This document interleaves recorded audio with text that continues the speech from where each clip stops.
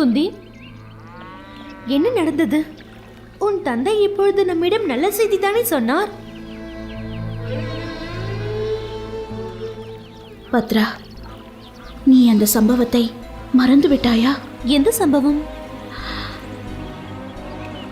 7 வருடம் முன்பு நான் பூப்படைந்த நாளன்று இதே இடத்தில் ஒரு குழந்தையை பெற்றெடுத்தேனே.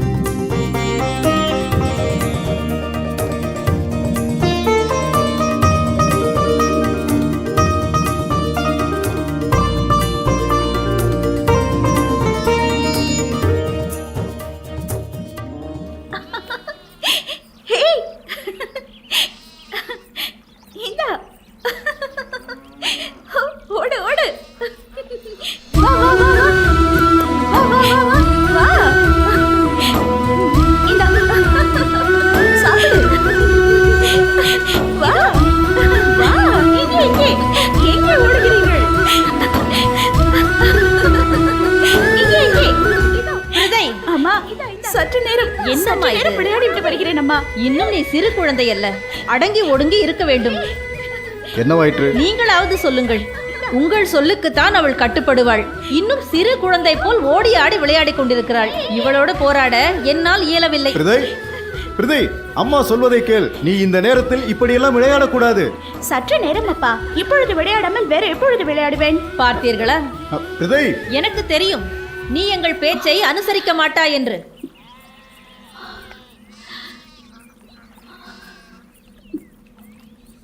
அம்மா, இனிமேல் ஒரு பொழுதும் அந்த வார்த்தையை மட்டும் கூறாதீர்கள்.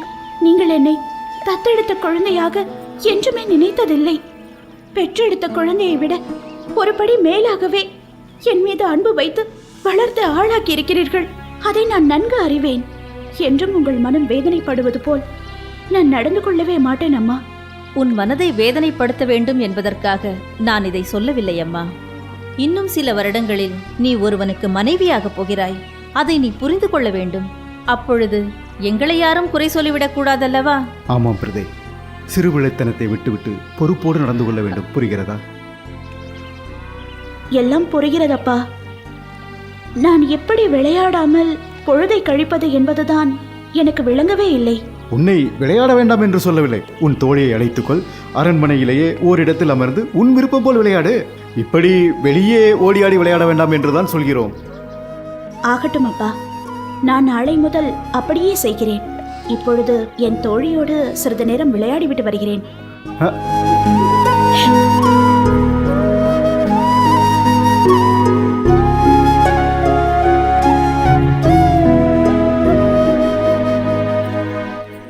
வணங்குகிறோம் வியாசர் பெருமானே.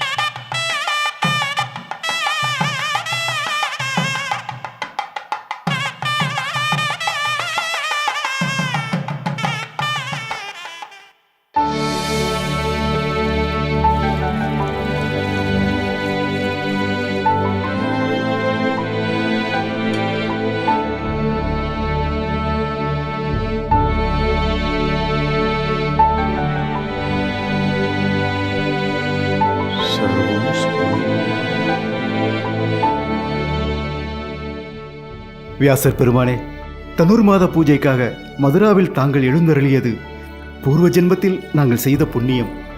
உங்களின் பாதம் பட்டதால் இந்த மதுராபுரியே மோட்சம் பெற்றது. குந்திபோஜா, உன் உபசரிப்பையும் பக்தியையும் கண்டு எனக்கு மட்டற்ற மகிழ்ச்சி. உன் குழந்தை மனமும் பக்தி நெறியும் எந்த யோகியையும் ஈர்க்கும். முனிவர்களையும் தவசிகளையும் போற்றும் உன் குணம் 8 திக்கிலும் பரவி கிடக்கிறது. துர்வாச முனிவரே உன்னை தேடி வரும் காலம் வரும். சுவாமி, உண்மையில் நான் பாக்கியம் செய்தவன். துர்வாச முனிவரே என்னை தேடி வருவாரா? ஆம், துர்வாசர் ஈசனின் மறு உருவம், ஈசனின் அவதாரம். தபசிகளுக்கெல்லாம் தபசி, தேவர்களே வணங்கும் மூர்த்தி அவர். வரம் தருவதில் வல்லவர் அவர். எத்தனையோ அரசர்கள் காத்து கிடக்க அந்த மகான் உன்னை நாடி விரைவில் வருவார். அவர் தொடங்கவிருக்கும் வேள்வி உன் துணையோடு நிறைவேறும். அவரால் உன் குலமே பார் புகழ தழைக்கப் போகிறது. என் மனம் ஆனந்தத்தில் கூத்தாடுகிறது. இப்படி ஒரு நற்செய்தியை சொல்வீர்கள் என்று நான் எதிர்பார்க்கவே இல்லை. குந்திபோஜா, சற்றே கவனமாக நான் சொல்வதை கேட்டுக்கொள். துர்வாசர் எத்தனை சக்தி படைத்தவரோ அத்தனை மகா கோபக்காரர். அவர் கோபம் இந்த உலகையே அழிக்கும் சக்தி கொண்டது.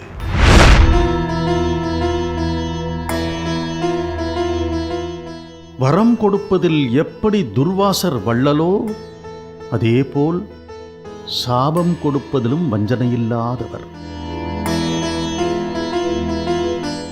மற்ற முனிவர்களுக்கெல்லாம் சாபம் கொடுத்தால் அவர்களது தவ வலிமை குறையும்.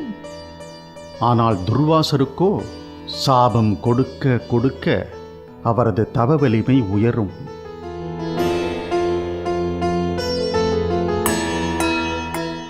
அதனால் சாபம் கொடுக்க தயங்காதவர். அவர் மனம் கோண நடந்து கொள்ளாதே. அவர் கேட்டு எதையும் இல்லை என்று மறுத்துவிடாதே. உத்தரவு சுவாமி. மீண்டும் சொல்கிறேன், மறந்துவிடாதே. துர்வாசர் கேட்டு எதையும் மறுத்துவிடாதே. ஒருவேளை துர்வாசர் உன் மகள் பிரதையை கூட பணிவிடைக்காக கேட்டாலும் கேட்கலாம்.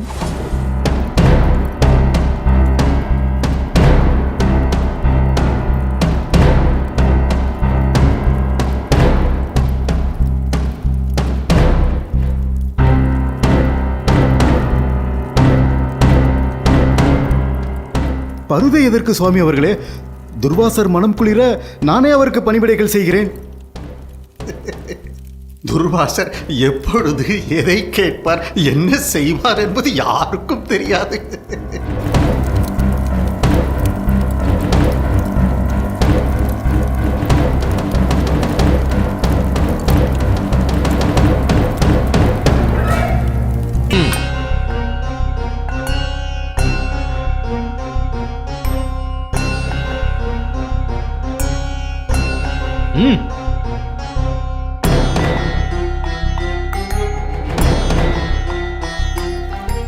உங்கள் வருகையால் நான் சந்தோஷம் அடைகிறேன்.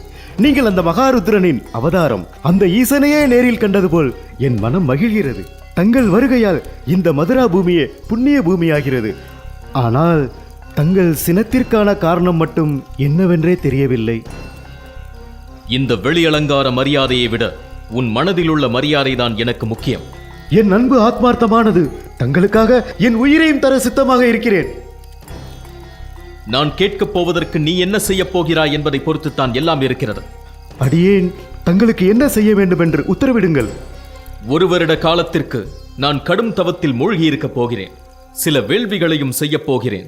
அந்த சமயத்தில் எனக்கு பணிவிடைகள் செய்ய ஒரு பரிசுத்தமான மனமும் தெய்வீக குணமும் உள்ள உன் மகளின் சேவைதான் எனக்கு தேவை. அவள் ஒரு விளையாட்டு பெண், பார்க்கத்தான் பெரியவள் போல் தோன்றுகிறாள்.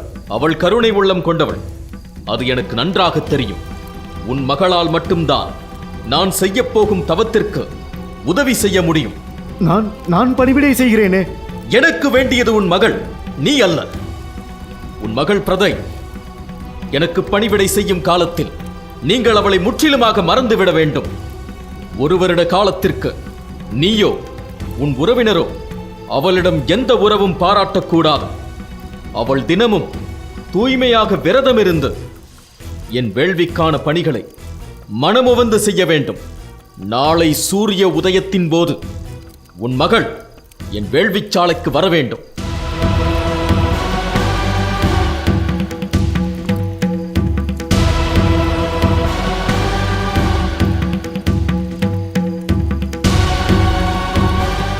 துர்வாசர் இன்று நம்ம அவைக்கு வந்தார். என்ன விஷயமாக வந்தார்? சொன்னால் நீ வருந்துவாய். என்ன சொல்கிறீர்கள்? துர்வாசர் செய்யும் யாகத்திற்கு நம் மகளின் பணிவிடை அவசியமாக இருக்கிறதாம். அதனால் அவரோடு நம் மகளை 1 வருட காலத்திற்கு அனுப்பி வைக்க வேண்டிய கட்டாயத்தில் நாம் இருக்கிறோம். ஐயோ, துர்வாசர் மகா கோபக்காரராயிற்றே. நம் மகளோ இன்னும் பால்மணம் மாறாத குழந்தை அல்லவா? வியாசர் சொன்னது உனக்கு நினைவிருக்கிறதா? துர்வாசர் வருவார். அவர் கேட்பது எதுவானாலும் மறுக்க வேண்டாம். அப்படி மறுத்தால் அவர் சாபத்திற்கு ஆளாவோம் என்று எச்சரித்தாரே. ஆமாம், அது இப்பொழுதுதான் எனக்கு ஞாபகத்திற்கு வருகிறது. நம் பிரிதையோ ஏதும் அறியாத சிறுமி அல்லவா? அவளால் துர்வாசரின் மனம் கோணாதபடி 1 வருட காலத்திற்கு அவருக்கு பணிவிடை செய்ய இயலுமா? அவளைத்தான் நம்மால் பிரிந்திருக்க முடியுமா? இப்பொழுது நீங்கள் என்ன செய்ய போகிறீர்கள்? என்ன நடந்தாலும் சரி, அவர் என்னை சாபத்தால் எரித்தாலும் சரி, நான் என் மகளை அனுப்பப் போவதில்லை. வேண்டுமானால் அவருக்கு காலம் முழுக்க நான் பணிவிடை செய்கிறேன். அப்பா, நீங்கள் பேசிய அனைத்தையும் நான் கேட்டுக்கொண்டுதான் இருந்தேன். துர்வாசர் விருப்பப்படி நான் அவருக்கு பணிவிடை செய்ய செல்கிறேன். நீங்கள் கவலையை கைவிடுங்கள். பிரதே, நீ விளையாட்டு பிள்ளையம்மா, உனக்கு எதுவும் தெரியாது. அப்பா, அன்று நீங்கள் தானே சொன்னீர்கள், நீ விளையாட்டு பிள்ளை அல்ல, பொறுப்போடு நடந்து கொள்ள வேண்டும் என்று. என் பொறுப்பை இப்பொழுது நான் உணர்கிறேன். உங்களுக்காக கடமையாற்ற நான் காத்திருக்கிறேன். ஆமாப்பா, என்னை தத்தெடுத்து சொந்த மகளுக்கு மேலாக செல்வாக்கோடு வளர்த்த உங்களுக்கு கைமாறு செய்ய எனக்கு ஒரு வாய்ப்பு கிடைத்திருக்கிறது. இன்னும் சில வருடங்களில் நான் உங்களை பிரிந்து இன்னொரு குடும்பத்திற்கு செல்லத்தான் போகிறேன். ஆனால் இப்பொழுது உங்களுக்கு உதவ எனக்கு கிடைத்த இந்த வாய்ப்பை தயவு செய்து தடுக்காதீர்கள். பிரிதை, நான் அந்த அர்த்தத்தில் சொல்லவில்லை அம்மா. அது எனக்கு தெரியும் அம்மா. ஆனால் ஒரு மகளாக உங்களுக்கு உதவ வேண்டிய பொறுப்பு எனக்கு உள்ளது. பிரதே, நீ குழந்தையம்மா. அவருக்கு பணிவிடை செய்வது அத்தனை எளிதான காரியம் அல்ல. எனக்கு எல்லாம் புரிகிறதப்பா. வியாசர் சொன்னதும் எனக்கு நன்றாக புரிகிறது. துர்வாசரால் நம் குலமே பார்ப்புகழ தழைக்கும் என்றார் வியாசர். நிச்சயம் நான் துர்வாசர் மெச்சும்படி பணிவிடைகள் செய்வேன். இந்த யாதவ குலம் வாழ நான் தொண்டு செய்வேன். என்னை நம்புங்கள். பிரிதை, நீ மிகவும் செல்லமாக வளர்ந்தவள். 1 நாடல்ல 2 நாடல்ல, 1 வருட காலம் துர்வாசரின் மனம் கோணாதபடி அவருக்கு நீ பணிவிடைகள் செய்ய வேண்டும். அந்த காலங்களில் நீ எங்களை பிரிந்திருக்க வேண்டும். முடியுமா உன்னால்? 1 வருடம் தான் அம்மா, விரைவில் ஓடிவிடும். அப்பா, அம்மா, எனது கடமையை செய்ய எனக்கு அனுமதி தாருங்கள்.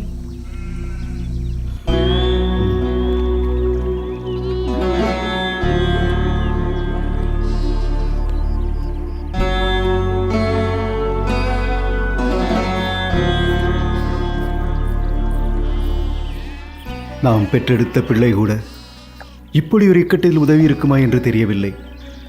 யார் வயிற்றிலோ பிறந்த இந்த குழந்தை நமக்கு துன்பம் நேரக்கூடாது என்று நினைக்கிறது பார்த்தாயா? பெற்றால்தான் மகளா என்று சூரனிடமிருந்து நம்மிடம் வந்தாளோ அன்றே அவள் நம் மகளாகிவிட்டாள். நாம் அவள் மீது வைத்த பாசம் வீண் போகவில்லை.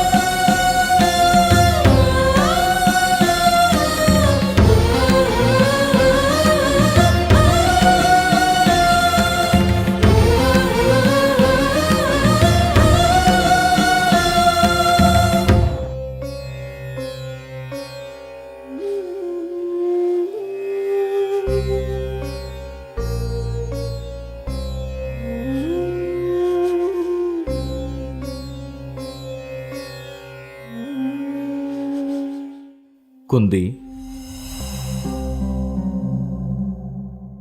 உன் பணிவிடையாலும் தூய்மையான அர்ப்பணிப்பாலும் என் தவம் வெற்றி கண்டது. என் மனம் மகிழ்ச்சியில் திளைக்கிறது. உனக்கு என்ன வரம் வேண்டும் கேள். உங்கள் ஆசையே எனக்கு போதுமானது குருவே. குந்தி, நான் உனக்கு ஒரு மந்திரத்தை சொல்லித் தருகிறேன். எந்த தெய்வத்தை நினைத்து நீ அந்த மந்திரத்தை சொல்கிறாயோ அந்த தெய்வமே நேரில் வரும். அந்த தெய்வத்தின் அம்சத்தில் உனக்கு ஒரு குழந்தை பிறக்கும்.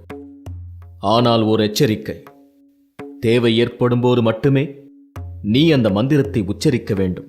புரிந்து கொண்டாயா? புரிந்து கொண்டேன் சுவாமி.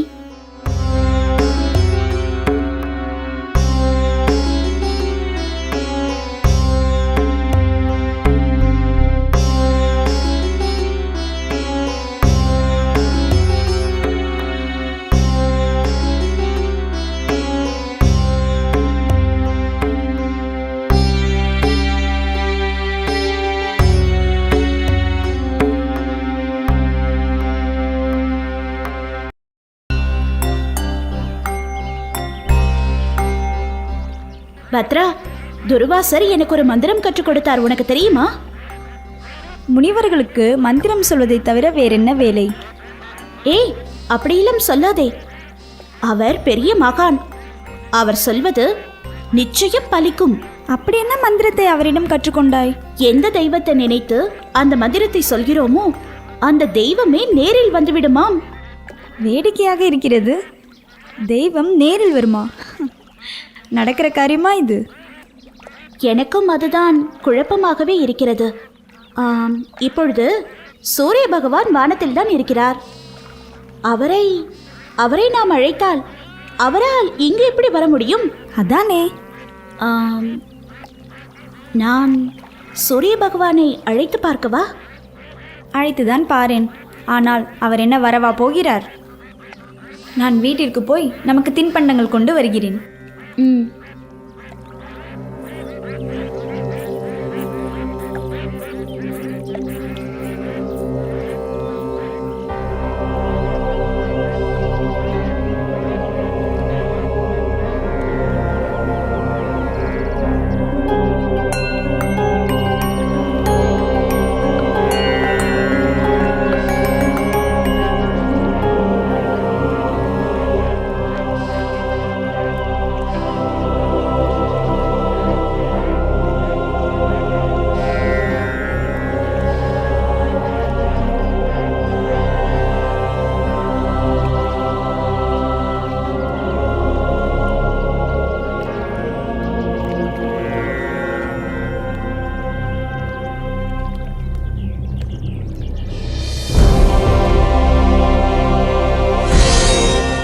குந்தி தேவி,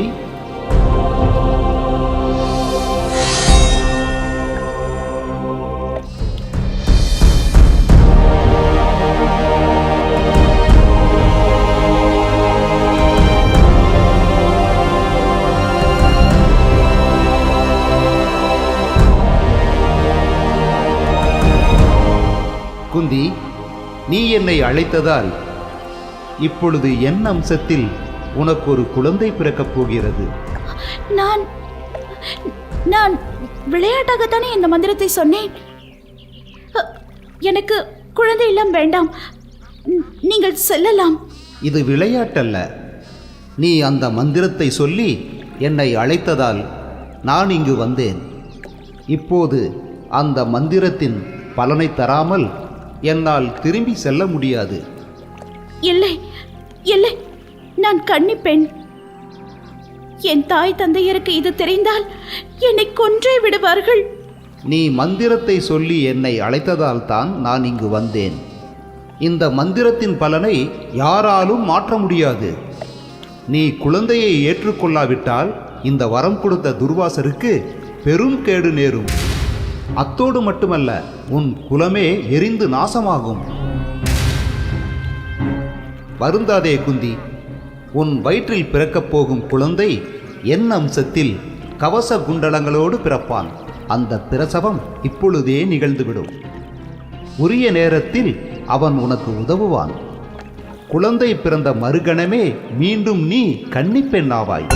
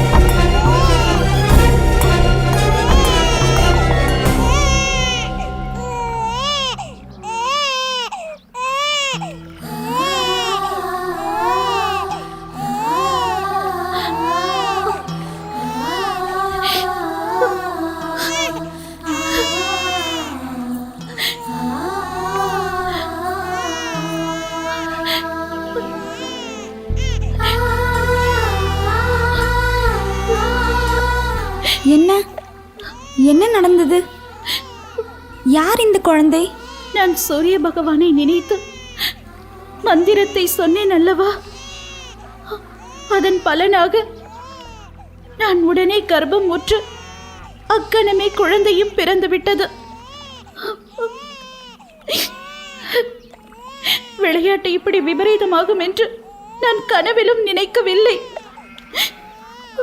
நாம் சிறு பிள்ளைகள் என்பது சரியாய் போய்விட்டதே. இப்பொழுது அழுது என்ன பயன்?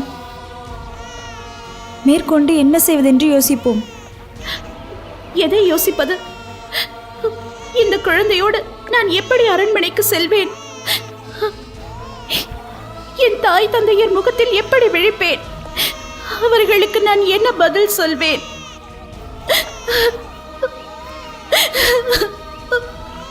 உன் தந்தையாவது உன்னை மன்னிப்பார், ஆனால் ஊராருக்கு என்ன பதில் சொல்வது? நடந்து முடிந்த இந்த மாய வித்தையை யார் நம்புவார்? ஊர் உலகமே என்னை பழி சொல்லி தோற்றுமே.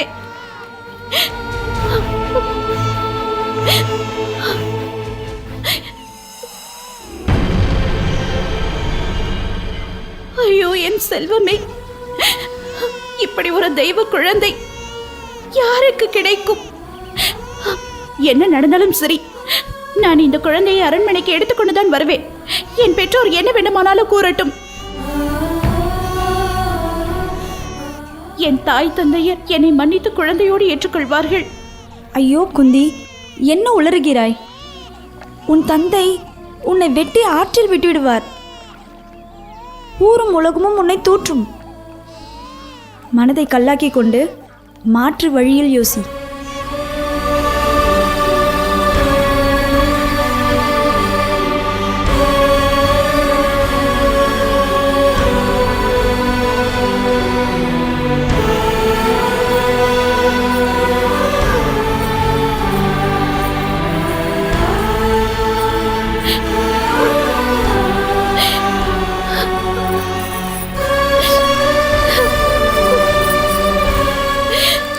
என்ன செய்கிறாய்?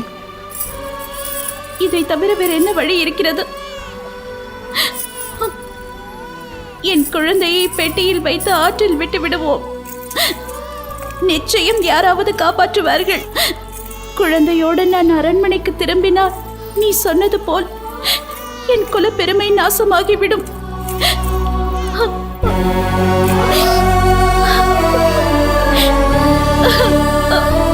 ஐயோ, இது என்ன கொடுமை! நான் பெற்ற செல்வத்தை அனாதையாக தண்ணீரில் மிதக்க விடப் போகிறேனே. என்னை போல் ஒரு இரக்கமற்ற தாய் இந்த உலகில் யாராவது இருக்க முடியுமா?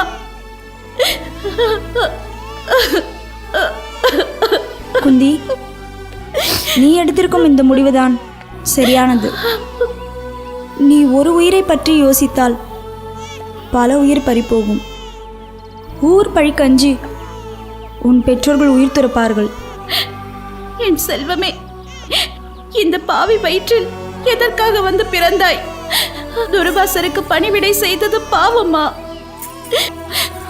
அவர் எதற்காக இப்படி ஒரு சாபத்தை எனக்கு தர வேண்டும்? நான் எதற்காக நெருப்பில் விழுந்த புழுவாக இப்போது துடிக்க வேண்டும்? பிறந்த உடனேயே நீ எதற்கு அனாதையாக ஆற்றில் மிதக்க வேண்டும்? காரணம் இல்லாமல் எந்த காரியமும் நடக்காது. இப்பொழுது நாம் குழந்தையை ஆற்றில் விடுவதை தவிர வேறு வழி இல்லை.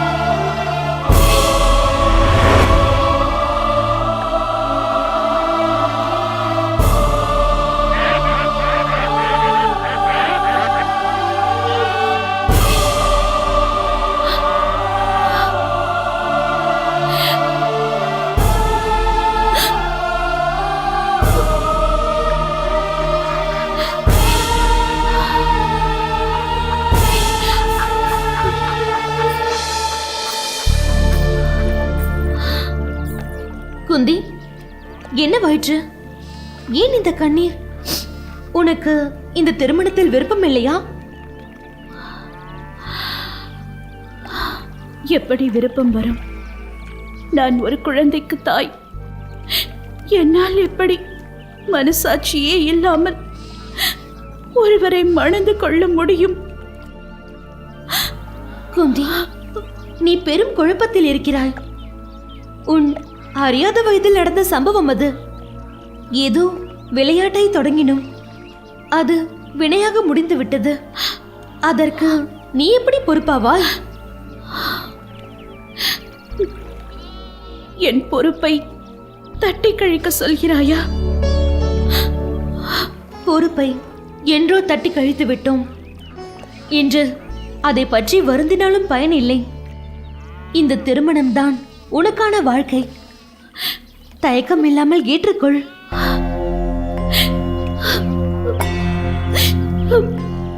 என் மனசாட்சி என்னை கொல்லாமல் கொள்கிறதே.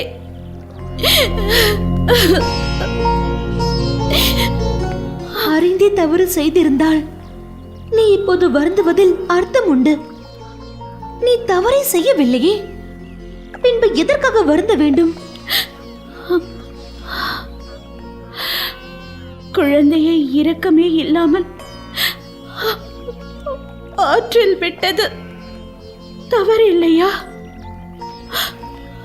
அப்போது அதை தவிர நமக்கு வேறு வழி இல்லை. நான் பெற்ற பிள்ளை எங்கிருக்கிறானோ, என்ன செய்கிறானோ? அவன் நிச்சயம் நன்றாக இருப்பான். அவன் சூரிய புத்திரன். பிறக்கும் போதே கவச குண்டலங்களோடு பிறந்தவன். அவனை பற்றி நீ கவலைப்படாதே. நான் அவனை பற்றி விசாரிக்க தொடங்குகிறேன்.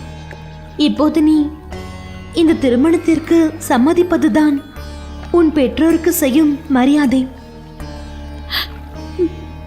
இந்த நிலையில் இப்படி ஒரு திருமணம் எனக்கு தேவைதானா?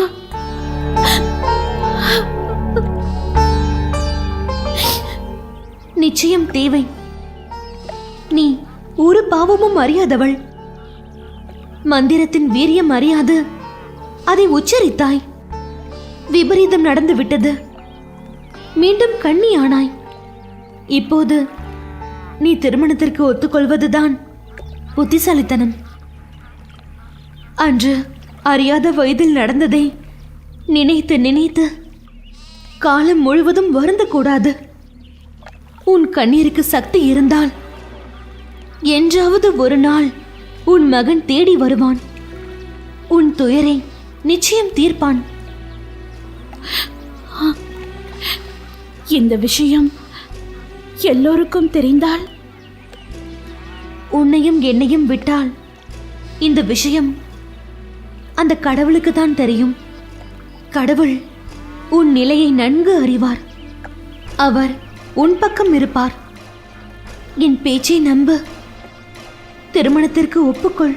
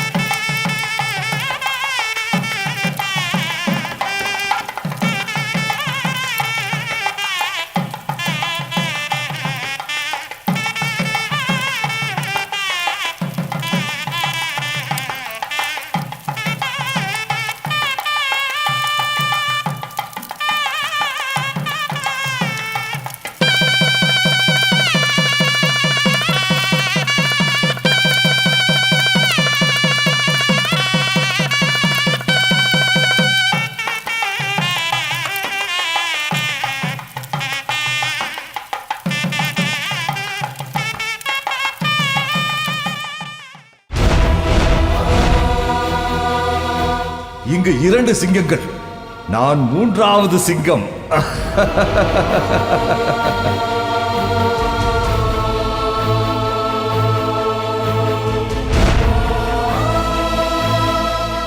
நாம் உணவருந்தும் தட்டை போல இருக்கும், சரிதானே?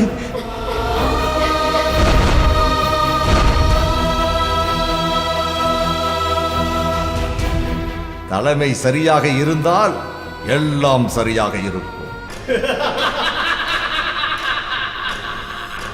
ஹத்தினாபுரம் என்னிடம் அகப்பட்டது. மகாபாரதம், பாரதம் மகாபாரதம், உயர் நீதியும் சொன்ன காவியம் மகாபாரதம்.